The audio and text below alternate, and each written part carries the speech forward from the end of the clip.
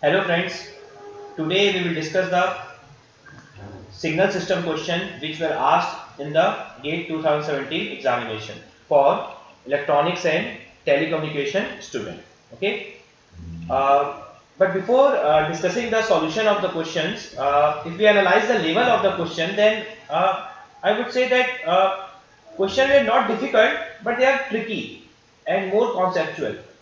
Calculation is very less actually in the signal system questions. If you know the concept and if you apply the logical mind, then in 4 to 5 lines you can calculate the 2 marks question also. Okay, so we will start with the set 1 questions. First question in the set 1 related to causality and the stability. Okay, you need to determine whether the system is causal or stable or both not. Okay, so here input output relation is given to you. Yn is output and xn is input. Yn is nxn for n varies from 0 to 10.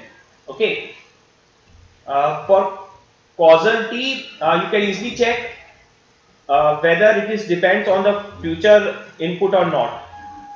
If output depends on the future input, then it will be non causal. But अगर हम यहाँ पर देखें, so your output for nxn is not depend upon the future, it only depends upon the present, because directly depend कर रहा है किस पे, आपका n पे.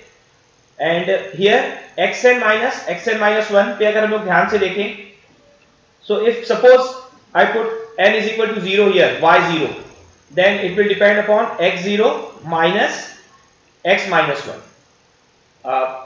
present and past. Suppose I put negative value, y minus 2, so x minus 2 and x minus 3.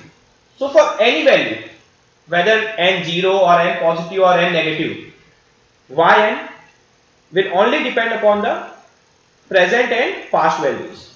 So you can say that system is causal. So causal to होगा. So either option A or option B will correct. Okay, stability check कर लेते हैं. Stability check कैसे check करते हैं हम लोग? If for n tends to plus minus infinity, अगर आपका जो yn है वो अगर आपका क्या है, एक फाइनाइट वैल्यू है, इंफिनिटी नहीं हो रहा है, तो आपका सिस्टम क्या हो जाएगा, यहाँ पर स्टेबल हो जाएगा.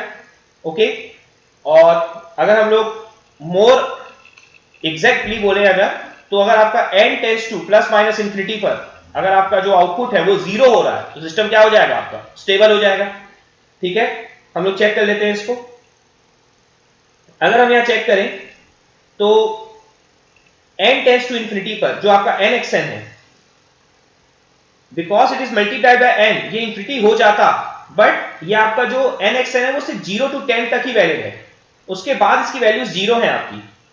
सो आपको n टेंड्स टू इंफिनिटी पर ये 0 ही देगा, बिकॉज ये 0 to 10 तक ही है, और n tends to minus infinity पे भी आपको 0 ही देगा. ओके, अगर हम बात करें xn माइनस 1 की, सो अगर आप ध्यान से देखो ये डिस्क्रीट सिग्नल है. सो xn जो भी आपका सिग्नल रहा होगा, सपोज करो जो आपका xn माइनस 1 है वो आपका 1 राइट शिफ्टेड होगा xn से. ओके, सो अगर आप बोथ सिग्नल का सब्ट्रैक्शन करोगे तो आपको सिर्फ और सिर्फ एक ही इंपल्स मिलेगा, जो कि किस पे मिलेगा, n इज इक्वल टू 0 पर. सपोज करो मैं xn की वैल्यू लेता हूं un, तो कितना आ जाएगा आपका un. ओके, ये आपका बन जाएगा un like this up to infinity. Now suppose I take xn minus 1, तो ये कितना बन जाएगा un minus 1, तो राइट से शिफ्ट हो जाएगा 1 से, तो 1 से स्टार्ट हो जाएगा अप टू इंफिनिटी. अगर आप दोनों का सब्ट्रैक्शन परफॉर्म करोगे तो आप देख सकते हो यहां 0 पे क्या है आपका 1 है, और यहां 0 पे क्या है आपका 0 है. सिमिलरली यहां 1 पे 1 है, 2 पे 1 है, और सिमिलरली यहां पर भी 1 पे 1, 2 पे 1 एंड सो ऑन.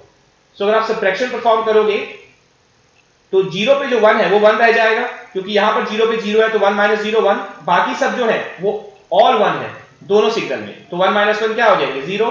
तो आपको सिर्फ और सिर्फ एक ही सैंपल मिलेगा, किस पे मिलेगा, n इज इक्वल टू 0 पे. तो यहां पर भी आप देख सकते हो कि n tends two plus minus infinity पे आपको आंसर क्या मिलेगा, 0 मिलेगा। तो सिस्टम क्या हो जाएगा आपका, स्टेबल। तो यहां पर आपको कोई कैलकुलेशन नहीं चाहिए था, सिर्फ आपको लॉजिकल थिंकिंग चाहिए थी। आपको एक सिग्नल मन में कोई भी आप एग्जांपल ले सकते थे अपने, जैसे सपोज हमने un यहां पर लिया और आपको चेक करना था कि सिस्टम स्टेबल होगा कि नहीं होगा। तो ये कॉजेलिटी तो आपको डायरेक्टली दिख रही है, उसके लिए आपको कुछ चेक करने की जरूरत नहीं थी। Okay, now next question. Next question is related to Fourier series. इसमें आपको कुछ कंडीशंस दी हुई हैं। फर्स्ट कंडीशन है आपकी कि xt is equal to minus x minus t, that means clearly ये आपका ऑड सिग्नल है, आपको डायरेक्टली बोल दिया है कि xt is a odd signal. और एक और कंडीशन दी है कि xt is equal to minus x t minus pi upon omega naught. अब ये पाई अपॉन ओमेगा नॉट है क्या, अगर आप ध्यान से समझें तो हमारा जो टी नॉट है, जो टाइम पीरियड होता है वो क्या होता है, 2 पाई अपॉन ओमेगा नॉट। इसका मतलब ये क्या है आपका, ये है आपका टी नॉट बाय 2। तो ये कंडीशन में भी पता है कि अगर xt आपका minus x t minus t naught by 2 के इक्वल हो रहा है, इसका मतलब कौन सी कंडीशन सेटिस्फाई हो रही है, half wave symmetry.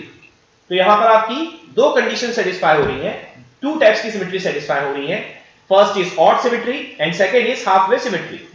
So in this case अगर ऑड सिग्नल है दैट मींस क्या होगा आपका, an तो आपका 0 होगा, ठीक है।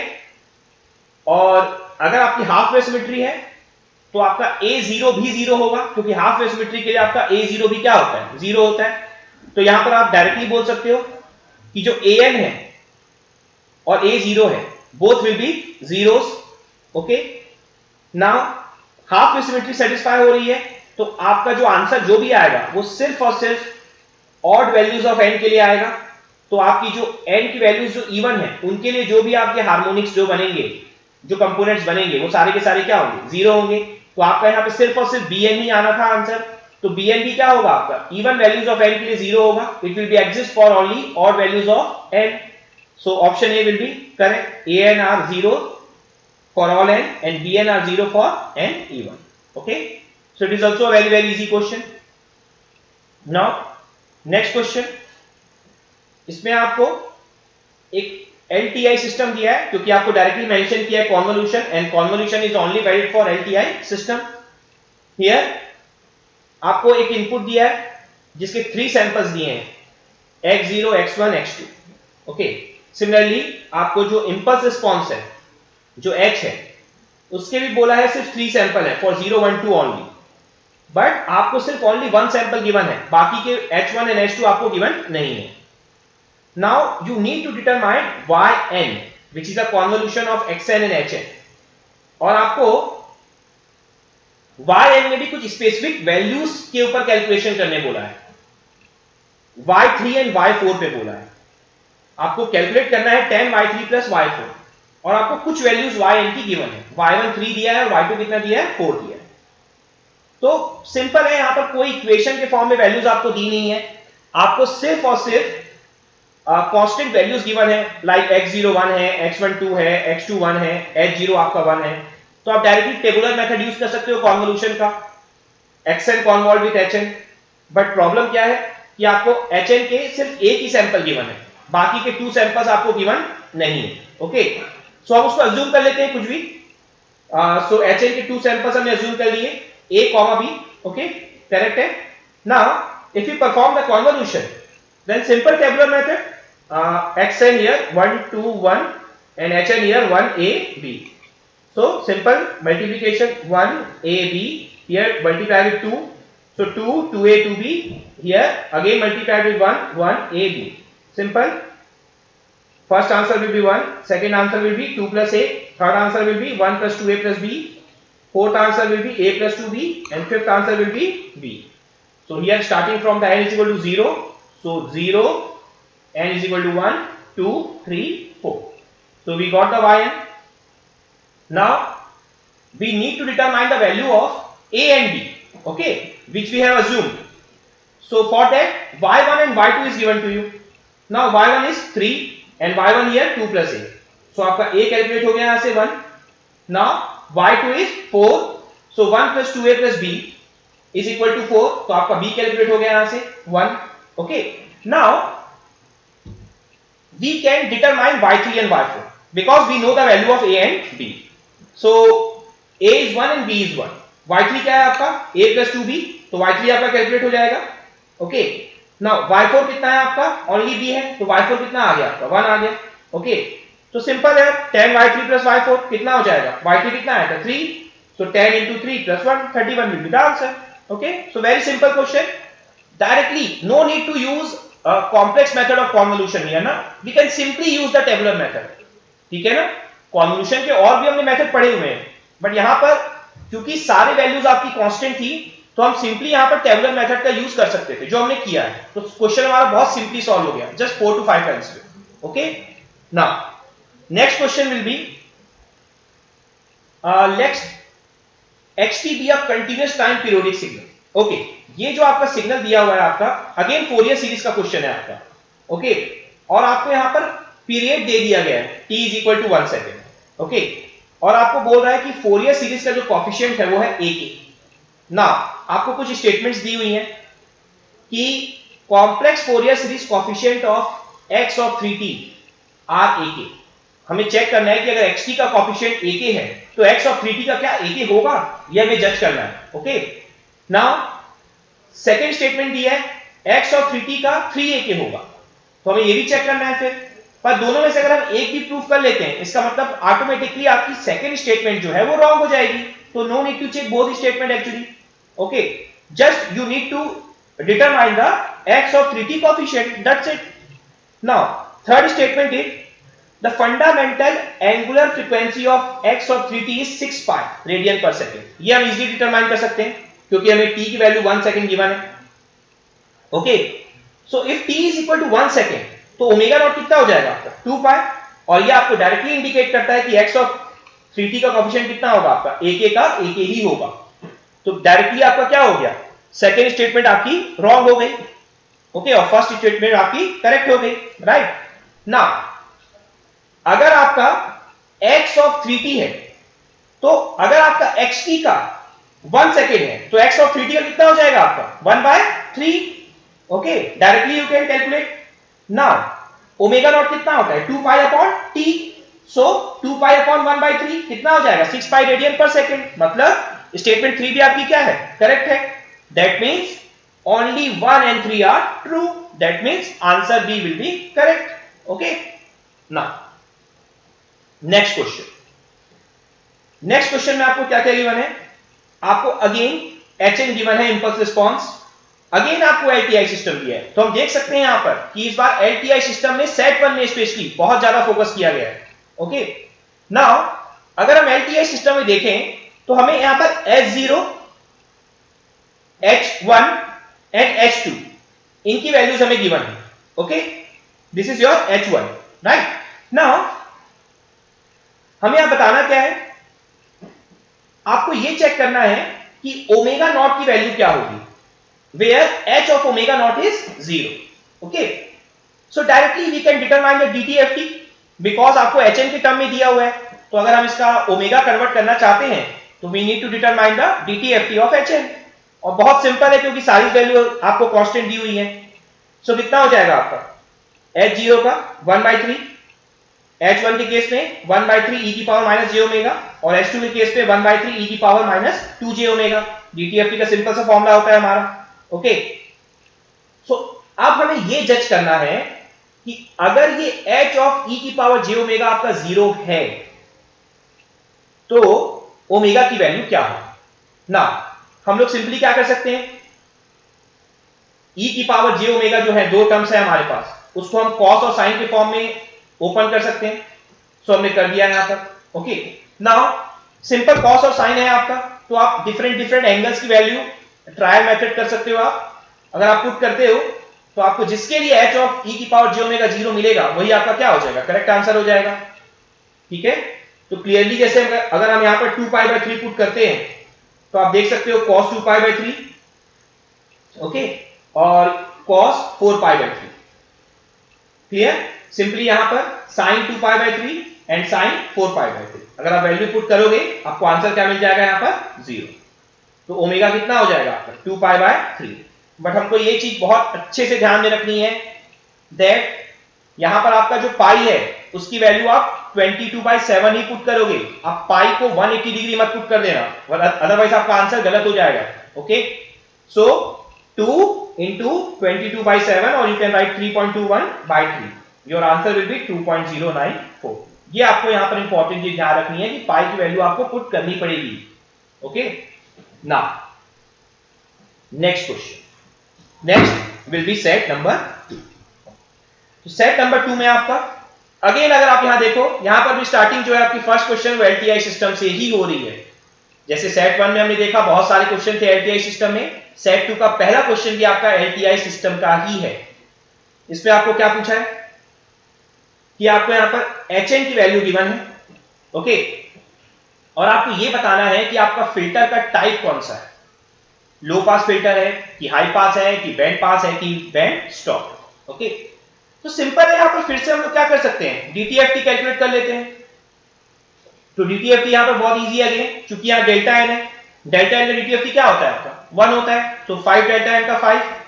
यहां पर शिफ्टिंग प्रॉपर्टी यूज हो रही है आपकी, क्या हो जाएगा e की पावर माइनस जे ओमेगा, तो 7 e की पावर माइनस जे ओमेगा, देन e की पावर माइनस 3 जे ओमेगा, e की power minus 4 J omega. Very easy. Now for any DTFT, if you want to check the type of the filter, then simple rule है बिल्कुल आपका, ठीक है। जब मैं DTFT और अलग से किसी वीडियो में लूंगा तो आपको मोर एक्सप्लेन करूंगा इस रूल के बारे में। अभी मैं आपको सिंपल सा ट्रिक बता देता हूं। सिंपल सी ट्रिक क्या है आपकी कि if DTFT is given to you, आप जस्ट क्या करो, ओमेगा की वैल्यू 0 पुट करो, जो आपका e की पावर जे ओमेगा और ओमेगा कुछ भी बोल सकते हो आप, यहां पर आप पुट करो h0 एंड h ऑफ पाई, क्योंकि डीटीएफटी आपका पॉजिटिव साइड में सिर्फ 0 टू पाई तक ही वैलिड होता है। आइडियली रेंज क्या होती है -पाई टू पाई। तो आप अगर 0 टू पाई तक चेक करोगे तो आपको समझ में आ जाएगा कि फिल्टर का टाइप कौन सा है। अगर आप h0 कैलकुलेट करते हो तो h0 will be, you can easily calculate 5 - 7 + 7 - 5, 0 simply h pi. Again आप इसको cos पाई sin पाई के फॉर्म में अरेंज कर लो, sin पाई हमेशा आपका 0 होगा। सो अगर आप फिर से कैलकुलेट करो again it will B 0। Okay, so h0 भी 0 है और h पाई भी क्या है आपका 0 है। तो ये किस टाइप के फिल्टर में होता है कि लो फ्रीक्वेंसी पे भी आंसर आपका 0 हो, हाई फ्रीक्वेंसी पे भी आंसर आपका 0 हो। It will be on band pass filter. Clear है ना? Because in low pass filter we get the answer in low frequency and high frequency it will be 0. In high pass filter high frequency पे answer मिलता है, low frequency पे 0 होता है। Band stop पे क्या मिलता है, लो और हाई दोनों पे आंसर मिलता है, बट बैंड पास में क्या होता है आपका, आपको लो और हाई दोनों पे आंसर 0 मिलता है। So it is a band pass filter. Option c will be correct. Okay, now next question. In this question again the question is input output relationship and you need to determine whether the system is linear or time variant or non-linear or time invariant. Two combination you need to check whether linear, non-linear and time variant, time invariant. Okay, now this is your integration, so directly you can write it is a linear system. You need to check for time invariant. Okay, so if we determine y t minus t naught, then y t minus t naught, here t minus t naught minus t and upper limit t minus t naught x u du integration. Okay, now if we determine t of x t minus t naught, that means if you delete the input, then x of u t minus t naught du. Okay, and one important thing, that limit will not change here, but in this case you thought that it is a time variant system, but here it is u minus t naught. Okay, so but you need to represent in terms of single variable, that is xu, or you can take different variable here. So if we put suppose u minus t naught something like r or z, any variable you can take, then suppose you take u minus t naught is equal to z, so it will be here dz. So here the limit will again become, because of u minus t naught equal to z, limit will again become t minus t naught and t minus t naught minus t. Okay, so limit will be same and this will be represented in terms of xz dz. So both integration will be same. Okay, so you can directly say it will be time invariant system. So option B will be correct. Next question क्या बोल रहा है? Consider an LTI system with magnitude response mod of HF 1 minus mod of f upon 20. Okay, ये आपको एक function दिया है HF, again LTI system का क्वेश्चन है आपका, बट यहां पर आपको बता दिया है कि जो आपका HF है वो -20 टू +20 तक ही है सिर्फ. ओके, सो अगर हम ड्रॉ करें इसको तो ये सिंपली ट्रायंगुलर फंक्शन बनेगा आपका. ड्रॉ करने की कोई जरूरत नहीं है हमें, पर हमने रेफरेंस के लिए ड्रॉ कर दिया है. So if you put -20, so mod of -20 will be 20, so 20 by 20 1 1 minus 1 0, so -20 पे 0 हो जाएगा ये.